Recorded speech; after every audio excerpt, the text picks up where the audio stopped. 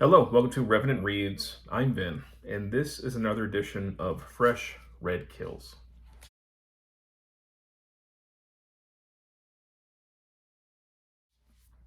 So Fresh Red Kills is where I talk about books that I have recently finished reading.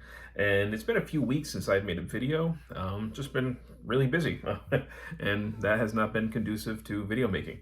But I have been reading. So I'm going to make actually two videos for Fresh Red Kills. I'm going to talk about these two books for this episode, the Wordhord and Shiloh. And I'll talk about two more in a separate video, just because I like to try and keep the videos fairly short. I try not to have them go too long.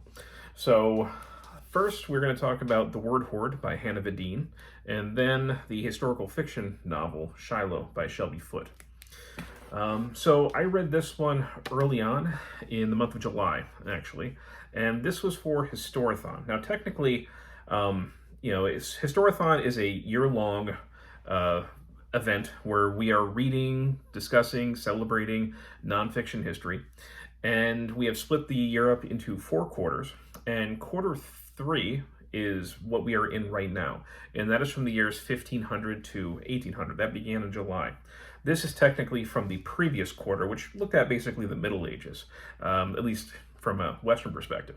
But I had this as a buddy read on the docket, as a buddy read with David Wiley, who's another really great booktuber. We both have a major interest in the Anglo-Saxon world, and also we like language and Old English in particular. We're both interested in that. And he had asked me, well, a little while back, if I would be interested in a buddy read, and I said, yeah. And he said, well, here, you pick the book. And I remember coming across this, and I immediately thought of him. And it just so happened that he had actually picked up an audiobook copy the day before when I suggested this one.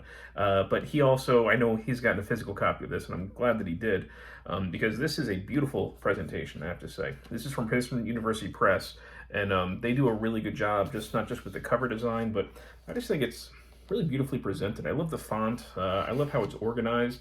It's just a really, really nice book. I think it did have some, it's got some images as well. It's not filled with them, but there are some.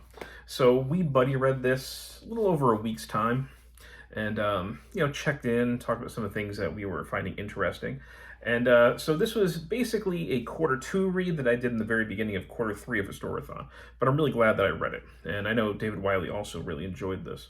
So it's The Wordhord, Daily Life in Old English, Hannah Videen, and essentially what she is doing is taking an etymological approach. Hopefully I'm saying that word right. Basically looking at words, Old English words, as windows into Anglo-Saxon society.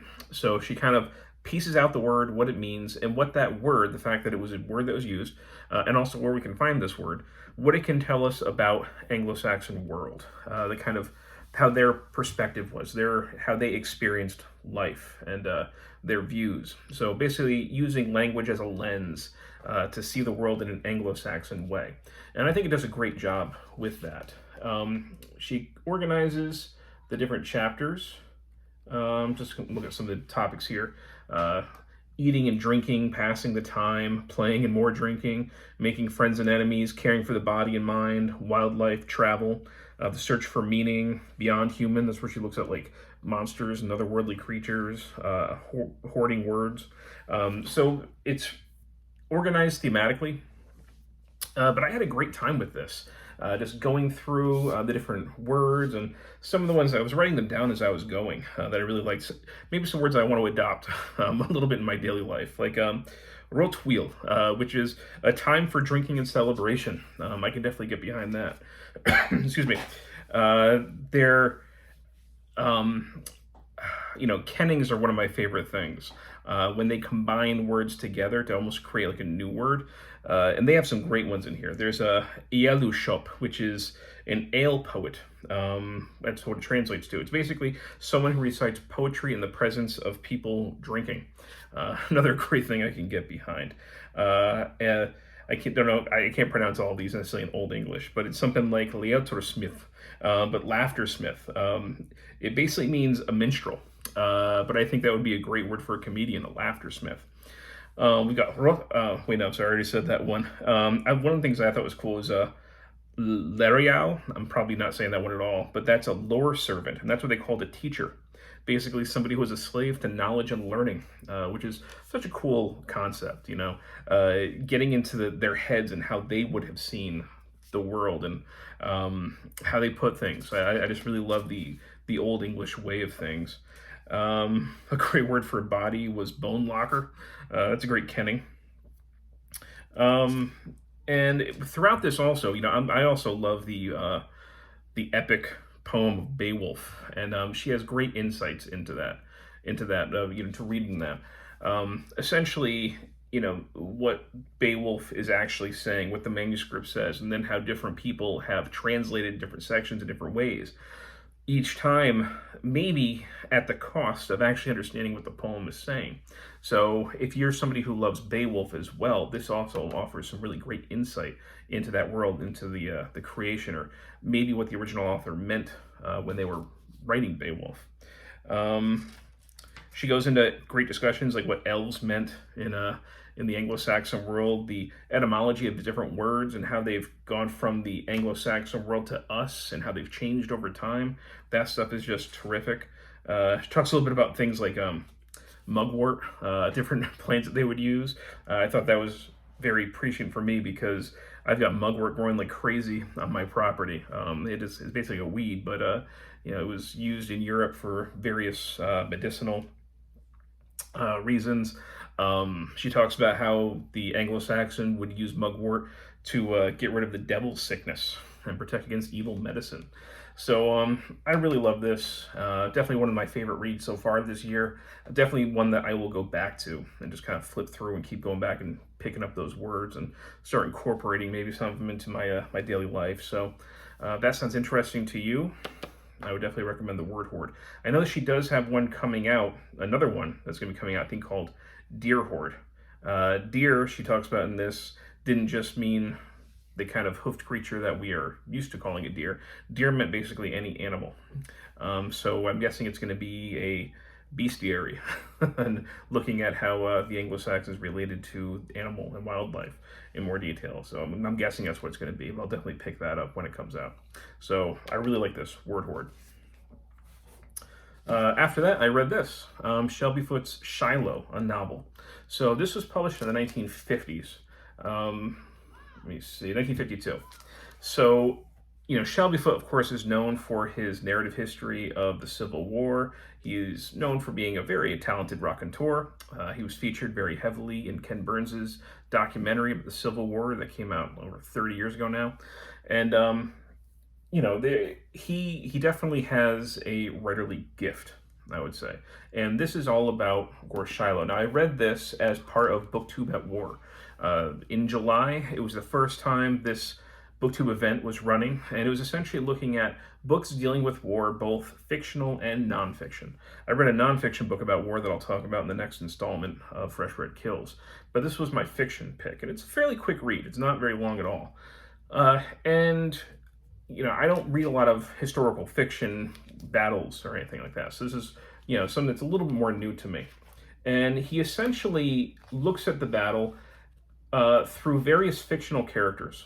He bounces back and forth between Confederate and Union and where they are, and he kind of goes through the battle. I think he does a really good job with it. There's some really potent writing in this. So here's just one example of Shelby Foote giving us some battle action. And I think he writes the battle action very effectively. It is not glorified. It's filled with the sort of odd details that a soldier might unexpectedly focus on. And I think it feels more real in that way. So here's an example. This is a Confederate soldier talking about being attacked by a Union soldier.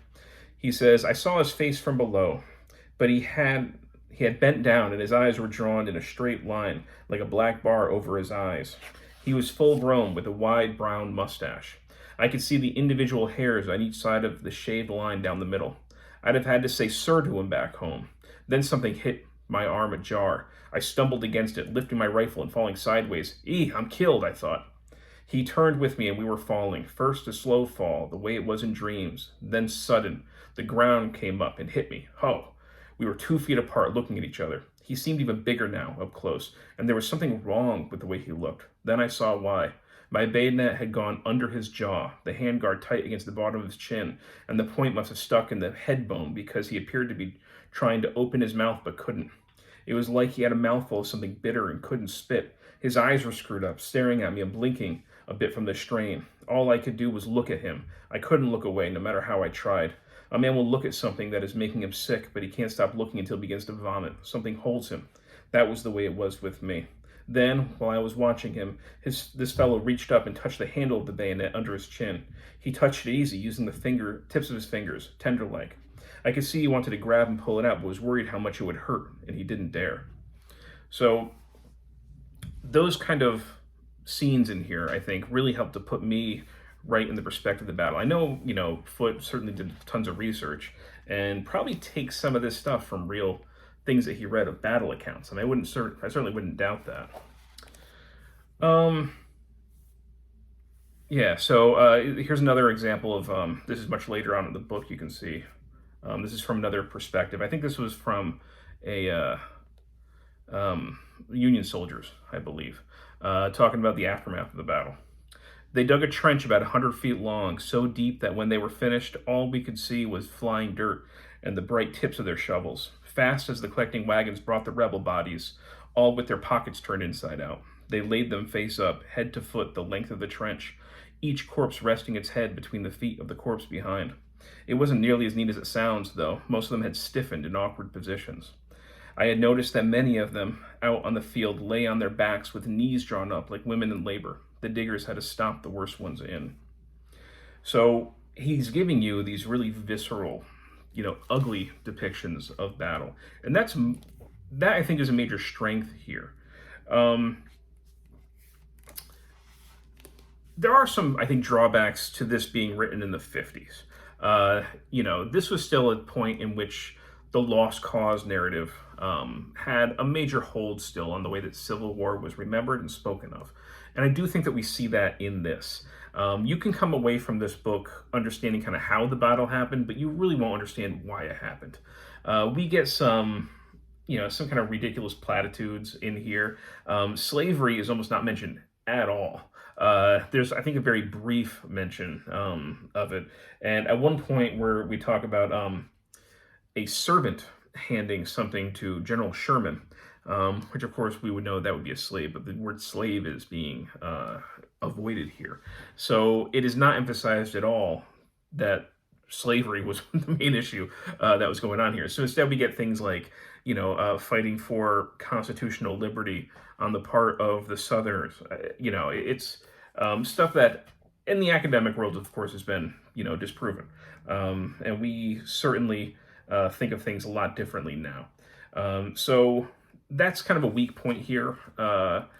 And the other thing, too, is one of the things I know about Shelby Foote, I have not read his narrative history, but one thing I'm aware of is he has a certain hero worship of Nathan Bedford Forrest, who, of course, is, I think, more or less infamous for, being basically the founders, or at least not a founder, but a major figure in the Ku Klux Klan after the war, and also, basically commanded the Fort Pillow massacre, killing en masse African-American soldiers who had surrendered. So he is infamous at this point, but he was certainly a talented soldier. But you can really feel, even in this Shelby Foote's hero worship of him, there's a whole scene of Nathan Bedford Forrest kind of bravely on his horse and fighting his way out from the Union troops. So, which I'm sure is based in history. I mean, I know that, Shelby Foote certainly did that, but there's no balance here in that. This is not, I would say, this is not a pro-Southern book, though. It's just, it tries to be balanced, but it's just leaving out a major part of the Civil War, one that a modern historian would certainly not leave out. So I'm glad that I read it. It's I would recommend it to people who are maybe interested in this, just with that, that caveat that it's got some of the lost cause stuff in there. It's not super bad, but it's something that I personally am always sensitive to. It's something that I notice, and if you're a reader like that as well, you'll notice it too. If you don't care, this won't bother you at all. But otherwise, I would overall recommend this. So those are the two that I read in the early part of July, actually. You've got the Wordhord by Videen and Shiloh by Shelby Foote. If you've read either of these, I'd love to hear your thoughts. And as always, thank you, BookTube.